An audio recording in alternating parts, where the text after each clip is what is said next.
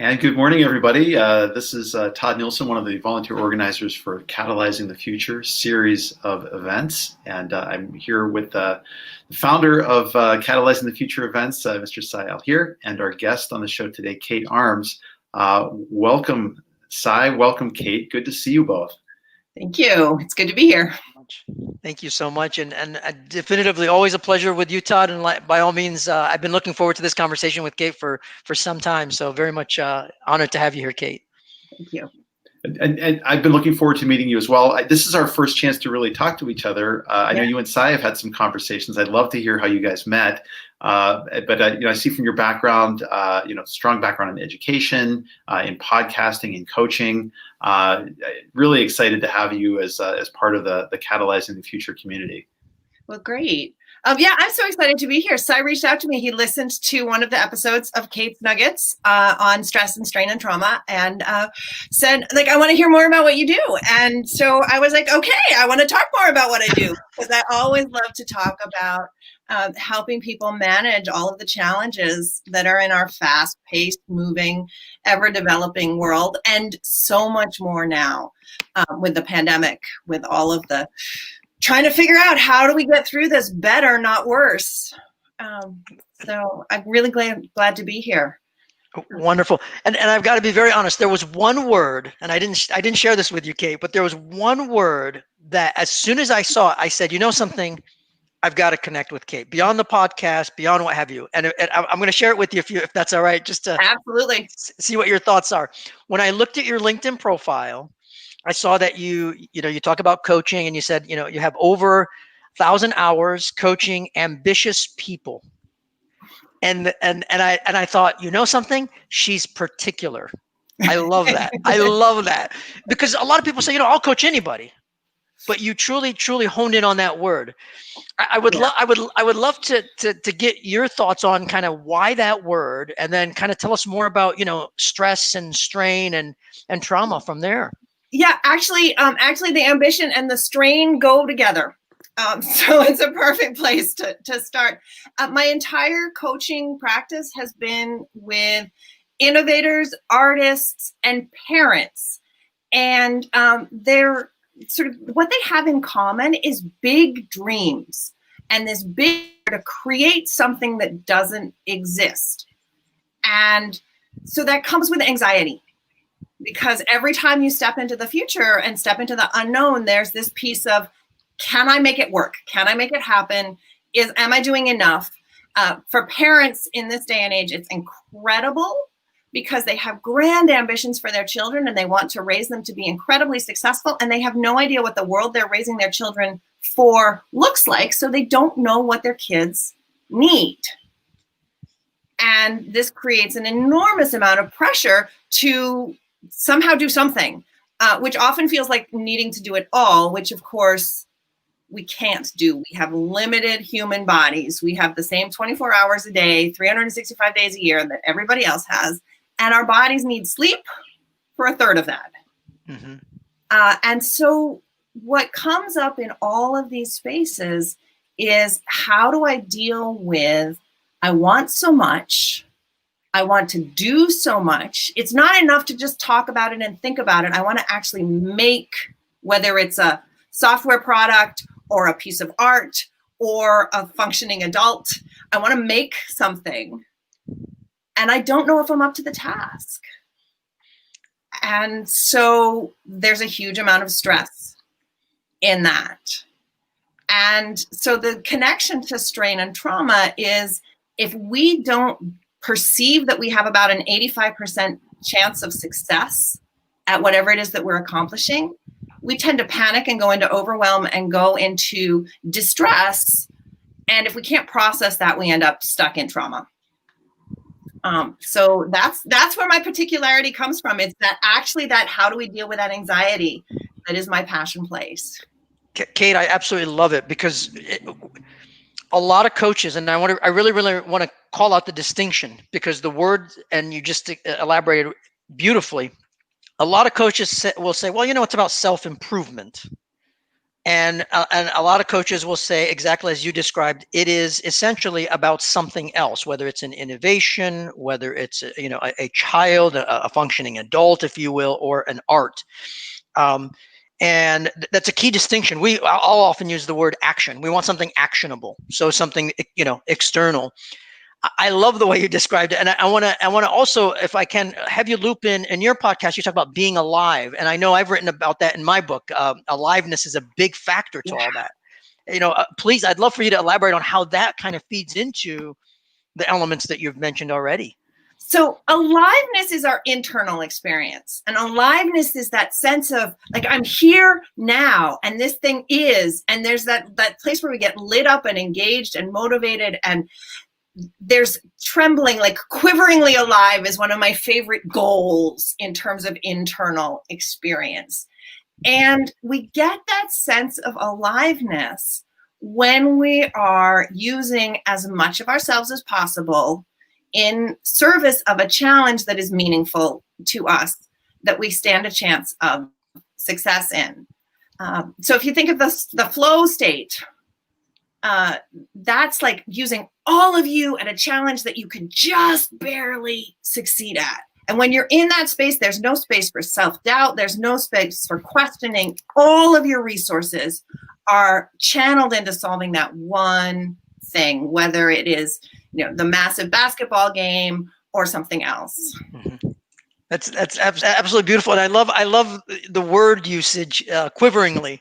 And I've used a counter word, and I'd love your response to what you think about this word. And forgive me, Todd, I'm kind of this is good. I'm completely going with the dance here, if you will. Go with your flow state side. It's good. There you go. I've used the word insatiable. There's an insatiability to being alive, a quiveringly insatiable sensation that we experience in being alive. It's as if we're children anew. Yeah, the thing about satiability is once we're sated, there's no momentum, there's no motivation, there's no drive. There's just, it can be a collapse once we're sated. Mm-hmm. Yeah. Very well, very, very well said in terms of a distinction.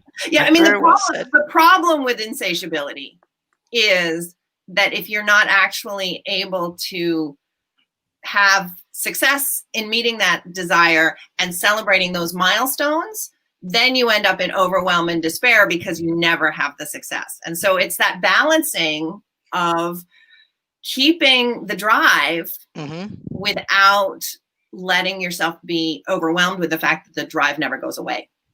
Well, very well said. And I love the way that you use the word balance, because it isn't, exactly to your point, if you're just going to get to being satiable and meet it, at that point, what comes next? So you always have to be advancing to the next thing. We talk about resilience, we talk about anti-fragility, etc. Yeah. And one of the things that's really fascinating when we're on a learning curve and when we're on a learning journey and when we're growing and developing is that we all talk about, we want to get to the place where we know how to do the thing or we've done the thing. But actually that moment disappears so fast because we realize we need to learn something. We realize we want to create something. And then we have this period where we don't know what we're doing and we're totally lost. And we sort of pick at it little piece by little piece by little piece to slowly make incremental progress. And then we get so that we're making it happen. We know we're on it. We're on the path. We're doing the thing. And we're working hard at it, but we're succeeding. And this is really exciting. And then we succeed or we turn it into a habit. And all of a sudden, it's done. And we're not conscious of it. And the aliveness disappears. Yeah. And so we actually have to celebrate that moment so hard because it disappears. You're absolutely brilliant. And I don't know if you've ever used this notion. I've used the notion of false aliveness, exactly to your point. Because when you get to that moment, at that point, you're kind of done. You've achieved what you want to achieve. I've commonly referred to it as a false sense of aliveness, because you're always looking for the next thing versus a continuity and being in flow to what emerges next, what we embrace next.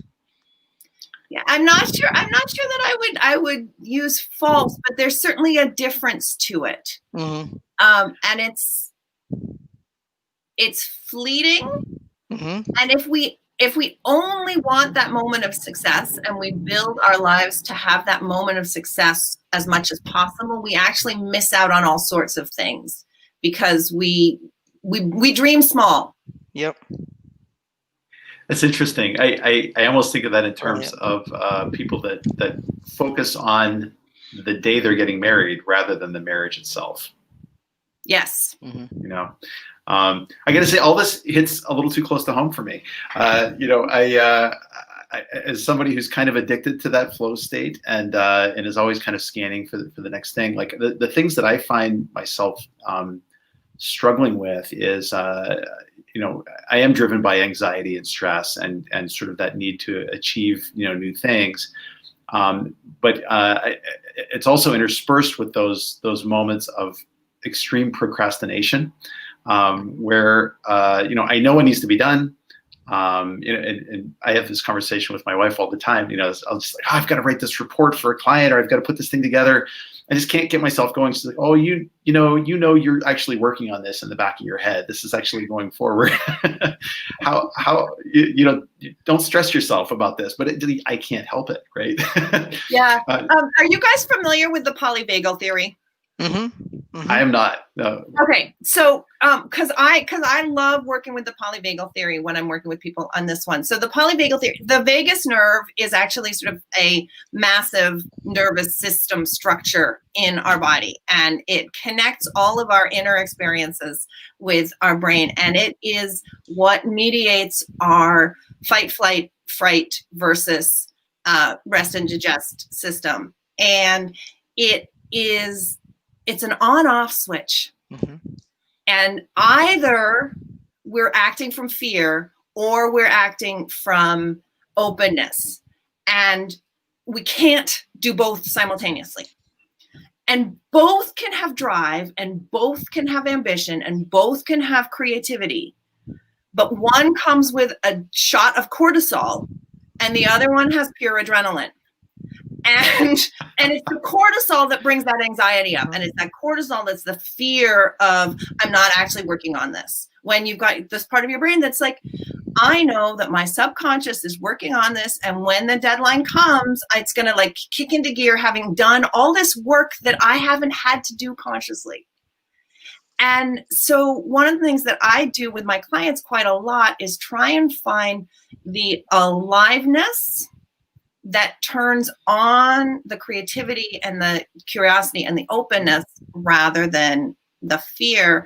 And a lot of that comes through mindfulness and through physical presence being, I keep doing this with my fingers, and I'm going to be explicit about why this is my current favorite mindfulness practice, which is I'm actually, as I'm rubbing my fingers together, I'm paying attention to the sensation of the ridges of my fingerprints rubbing against each other. And it's a way of becoming physically present in the present moment.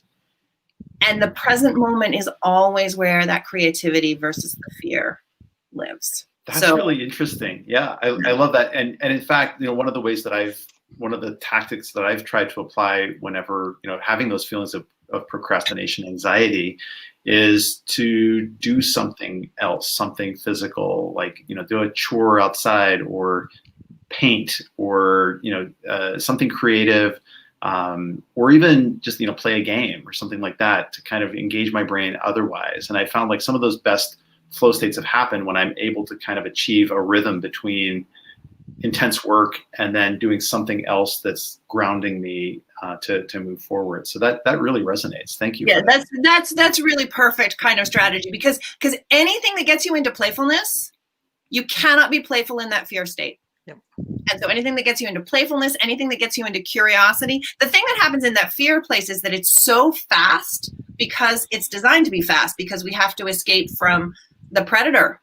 Like that's actually like where it comes from. It has to be fast. There is no time to think if you're in that kind of emergency situation. So anything that you do that tells your brain that you have time to think actually turns off the cortisol. But you've got drive, you've got the adrenaline. So you have to do something with the adrenaline, because otherwise you end up with tremor. Like then you stop being quiveringly alive and you end up with tremors. right? Like that's the overshot of adrenaline. You got to use the adrenaline somehow. It needs to be used. It's just energy. The other thing that I really like that you talked about was sort of that need to celebrate. And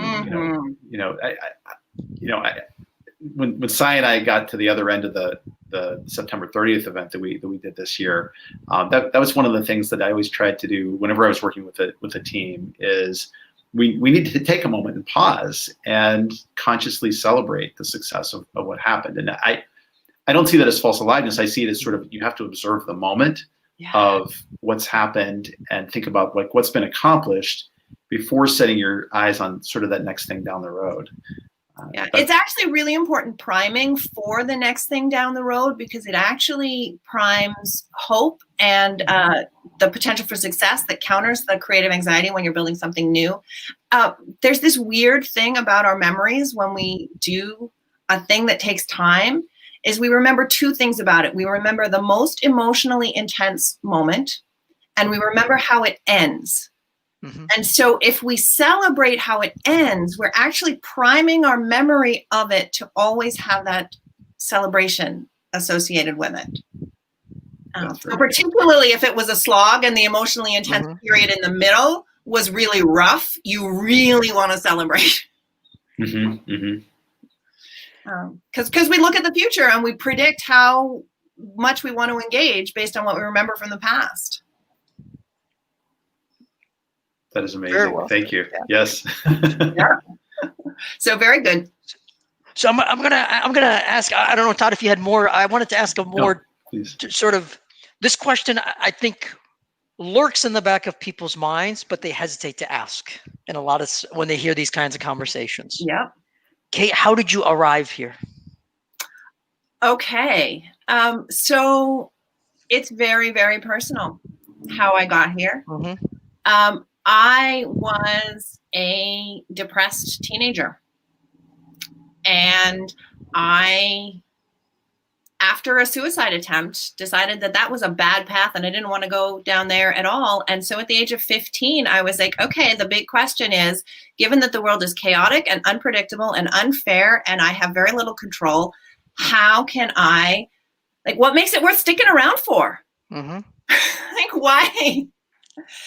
And so I've been on a quest ever since then to answer the question about, given that life is unpredictable and that the world is a dangerous place, what makes it worth sticking around for? And it's because when we find this quiveringly alive state from a place of openness, it's the most miraculous feeling in the world. And who wouldn't want to stay here forever?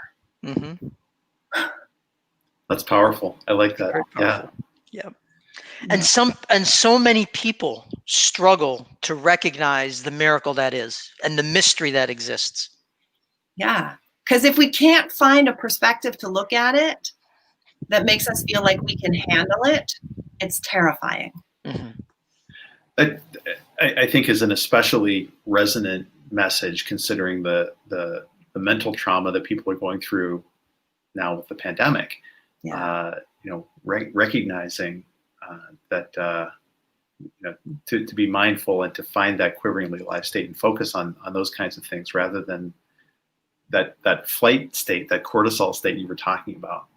Yeah, I think the thing that's really, really hard right now is we've still got these embedded norms about how productive is productive enough. And in fact, with the amount of stuff that's outside our control with this pandemic, I mentioned that 85% sense of possibility of handling it that we need to have internally in order to really thrive. All of that stuff out there is stuff we can't control except little tiny bits. Like, we can wear our mask and we can wash our hands and we can not see very many people. And that's pretty much all we can do to be in control of what happens on this massive global scale. And so actually to come inwards and to come close to home and to treasure a sunrise, a sunset, a really nice cup of coffee, a long bath, like these little things that's where the joy is right now. And that's where we have control. And it's really hard to let go of, but a year ago, I was on track for a promotion and all I had to do was this, this, and this. That's really, it's a big shift. I really have to say that that resonates for me in terms of, I mean, it sounds a lot like philosophic stoicism. You know, that what are the circumstances that I can control, and recognizing what I can't control in that, and then focusing on these are the things I can still do. Yeah. To live a happy inward life, you know, as best I can. I love that advice. I think that's great. Yeah. Right. And it requires real distress tolerance because it requires the ability to grieve. And the ability to grieve is not one that my culture in affluent white North America is very good at all. We tend to put grieving in a box and say, like, we'll come back to that. Maybe never, please. And actually, like, there's massive loss here for everybody. And so in order to get to what we can control, we have to grieve the loss of things we thought we could control, that we used to be able to control. And that's hard. And Kate, can you elaborate? Because I think you do some of this in the podcast, especially, and if folks haven't listened to it, optimistically, they will listen to it, how that relates to healing and trauma if we don't grieve. Yeah. So, I mean, the thing about trauma is it's very common to talk about traumatic events like it's the event that causes the trauma, but actually the same event either ends up as trauma or not trauma in different people, different ways. So what trauma actually is it is an injury to the body that results from unprocessed stress. So what happens when we don't grieve, for instance, is that rather than dissipating into the universe, the emotional residue actually hangs out in our body, and it shows up as inflammation, as irritable bowel syndrome, as cramps, as neck pain, as indigestion, as just sort of weird things that, you know, for some people it seems to show up as cancer. I mean, it's like, it's crazy what it shows up as. And so what we need to do to heal is actually process and metabolize those emotional experiences so that they can actually move through us. And so every time we can actually be with an uncomfortable emotion long enough for it to pass through us, we heal. And so that's where the healing piece is. And it's bizarre because when we have trauma, we often don't end up with explicit memory, because laying down the explicit memory doesn't happen. So when I say explicit memory, that's the one where you can tell the story about what happened. So when you hear stories about people that are like, I just discovered I was sexually abused as a child, and you're like, how do you miss that? It's actually because physiologically those memories didn't form. They were incapable of forming in the language centers of the brain, but they formed in the body. And so those require somatic practices. Those require this kind of stuff. Shaking is huge. Shaking is huge, particularly shaking across the body is huge. Humming is crazy effective because humming actually vibrates and increases the corpus callosum, which connects the right and the left. Like, it's crazy, but it works. So I don't know. I sort of went off on what tangents there. No, this is perfect. I mean, this is exactly, and you and I, we had really a brief conversation when we first met. I mean, this is exactly why I wanted you to get involved, is because this is where we are as a society today. Is if we don't confront these challenges, they're to our undoing. So Yeah. We need more of your voice out there, Yeah, particularly. the thing I really love about the format that I chose for the podcast is I explicitly wanted to be doing sort of 10 to 20 minute episodes that sort of touched on something and gave something actionable, because there are so many interrelated pieces here, and it's overwhelming if you try and sort of absorb it all at once. It's just way too much. And so it's really important to know that any little thing you do, if it's moving in the right direction, these things snowball, and you become capable of handling this one, and then you can add the next one to it. Because I've been doing this since I was 15. So I've got a level of fluency and a level of competence and a level of able to dance with what feels like it would be right in the moment. But if you're starting from the beginning, it doesn't matter where you start. Just pick one thread and work there. Yes. So Kate, I'm gonna, if you're okay, and thank you so much for responding to the personal question I asked. I'm gonna ask, if you will, a little bit more of a personal question again, if that's all right. Okay. So as you were, and this, the common thing that I have observed, and is there is a journey that we have to go through very specifically. How did you find, respectfully, how did you find the courage to engage? And I've shared it with you, I think, very briefly. When I first passed and I came back, the doctor said, and I can't remember if I said this in our conversation, the physician looked at me and said, you have two options. You either make this your story and your narrative and you let it become your undoing, or you challenge it. And he was that direct with me. What did you know in your case, what did you dig into, and how did you come to the step that you took? Okay. So before I answer the personal question, which I will, I just want to sort of highlight that this is a really powerful thing. This decision-making point, the promise that you make, the commitment that you make.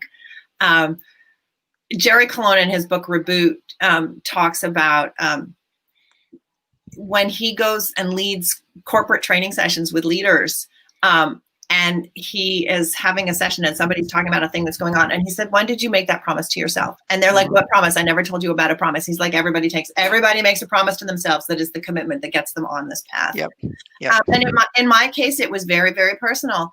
I was in that despairing moment where I thought that nobody cared and that I was nothing I could do. And I attempted suicide. And at the end of my safety being assured and the fact that I was going to survive, I saw my father cry for the first time, and I swore I would never make my father cry again. Beautiful. And that kept me going for long enough that I later got to the point that actually that promise was getting in the way, and I had to be like, okay, I have to become willing to let my father cry. But by then I had the resources to do that. Yep. And those moments never leave us. They never leave us. No. And it's something deeply, deeply personal where it's like, no, this is important enough that it doesn't matter what's going on. Yep. I will not do that again. Or it's normally, I will never get here in this situation again kind of decision making. And Kate, I'm respectfully, I've had this kind of response when people hear some of these conversations. They say, well, I've never had that kind of moment. And I know how I respond to them. I would love to see how you would respond to those that say, I have never had that kind of moment. So I've never had to make that promise, as you called it. How do you respond to that? So there are a couple of things in there. One is, if you've never had that kind of moment, be grateful. Be grateful.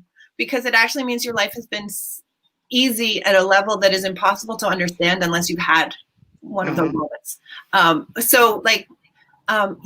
It's a real blessing never to have had a moment like that.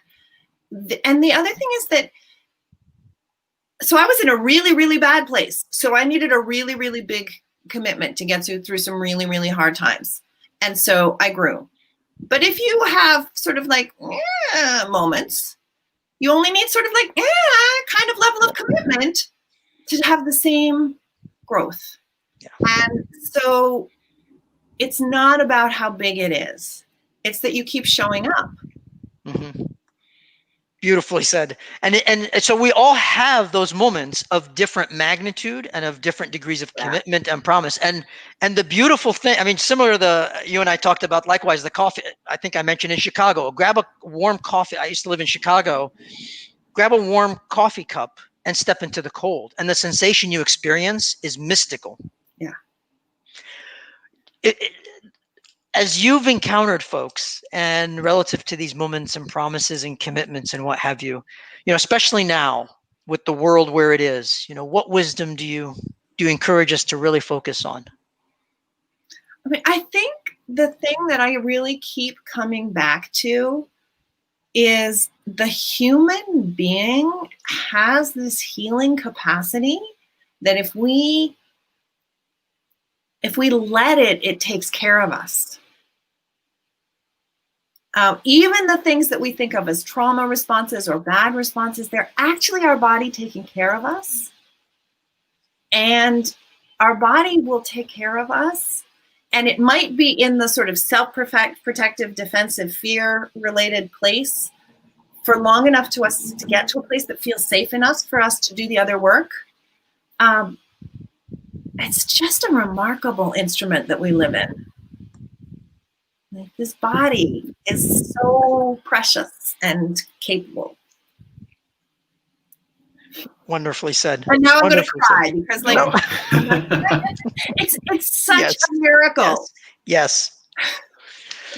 And to your point, I mean, you're saying it explicitly. Crying is a celebration. It's not a negative. I mean, I cry at the end of every movie, to be honest with you, and I mentioned that very publicly.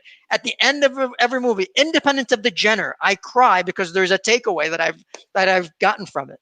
And it's a form of release, and it's a form of emotional processing. There are forms of healing where the goal is actually to get, like, the crying is seen as like, okay, we don't know what has just happened, but we know you released something, so we know the healing is happening.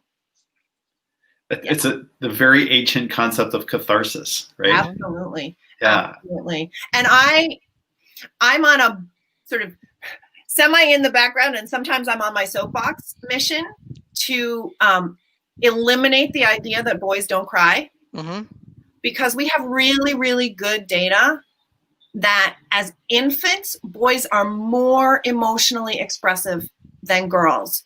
And so boys are traumatized by boys don't cry more than girls would be traumatized by girls don't cry. Yes. And so I want us all to stop. Yes. Boys do cry. I love it. So Kate, looking forward, mm-hmm. I mean, I keep going after the personal elements. You look forward a year, you look forward 3 years, you look forward 5 years. Tell us about Kate.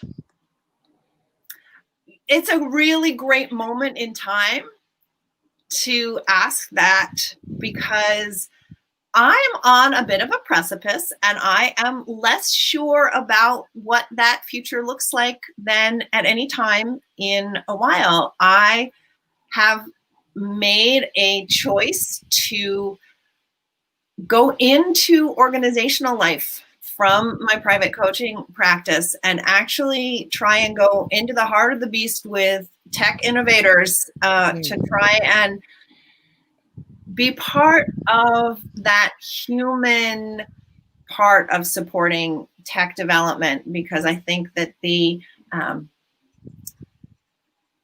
danger with technology is that we lose the humanity of our lives. Mm-hmm. And so how do we put this all together is where I'm at. And so this is about 5 years earlier than I expected to make that shift. I've got teenagers in the house, and without the pandemic, and I'd sort of been laying the foundation to do this when they graduated from high school so that I could be home and working from home while they were teenagers. And with the pandemic, getting everybody working from home and people realizing that professional knowledge workers working from home is functional, I'm stepping onto that path a little earlier in my life than I expected to. So I don't know is a really, I don't know. I don't have much of a vision right now. I'm excited about the possibilities. Excellent. There's a drive towards diversity and inclusion work that is coming more and more to the surface for me. So I'm sure that there's a bigger part of that for my life.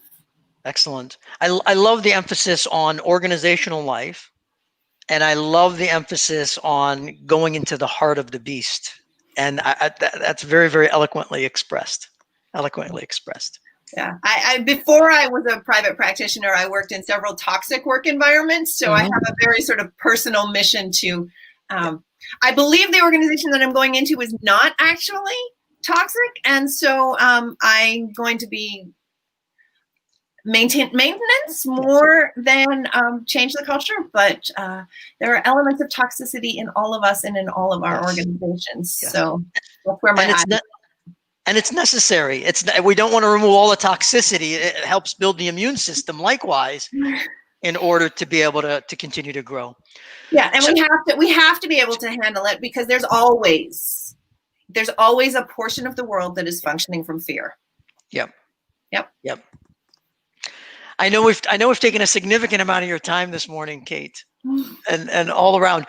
I don't know, Todd, if you had anything else. I was gonna flip over to briefly ask about the panel without really getting into too much of with the panel coming up.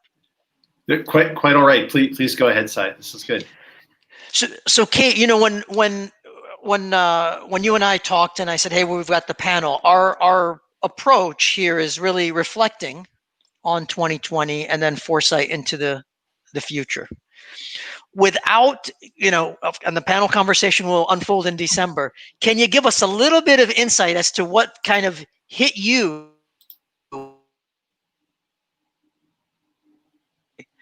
Anything to share would be valuable.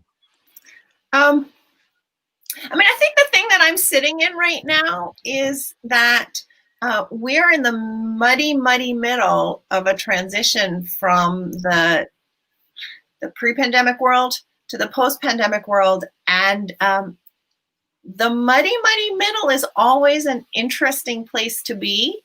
And there's this sense that maybe we're close to a vaccine. So there's this sort of rush to get out of the muddy middle. And I'm kind of in a place where I'm like, let's not be in such a hurry, folks. We're here because we're here, and it's going to be what it's going to be until it's not. Well said. Well said. I definitely encourage folks to chime in and observe the panel that you're going to be on. I think it'll be an extremely powerful conversation, and this conversation with you has been a mere taste of the tip of the iceberg. Yeah, well, it's been delightful, and I'm looking forward to continuing being in dialogue. Likewise. Thank you so much, Kate, for everything. Thank you. And Kate, yeah, thank you. It was so lovely to meet you and to get your insights and wisdom. Thank you for sharing all of that with us today. As Sai said, we have the panel as well as a day of training coming up on December the 9th, micro workshops, all of which are intended towards arming you with some practical tools and knowledge with which you can go into the heart of the beast and slay whatever dragons happen to be there. Thank you very much for joining us on this latest episode of Catalyzing Conversations. Kate, thank you again, and Sai, we'll see you next time. Likewise, thank you, Kate. Thank you, Todd. You.